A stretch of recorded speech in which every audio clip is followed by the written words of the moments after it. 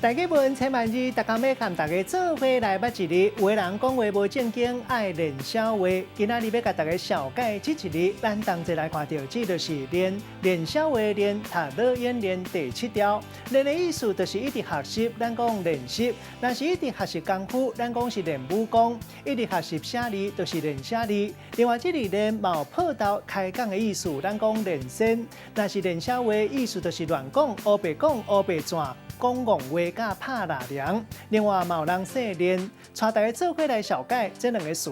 头一个读做老练，意思是形容一个人做代志的经验足丰富嘛，足有个法度，嘛当讲是贯穿。若颠倒变的词，意思就是幼稚。第二个词读做练声，也就是咱讲的开讲破刀、画声拍谈，用一句话来举例，甲这两个词夹做伙。譬如讲，这个杜子师煮料理的手路足老练，伫咧节目教大家煮食，也佫会哪教哪练声，功夫足强。今仔日要甲大家小解这一日，就是练，提供予观众朋友来参考。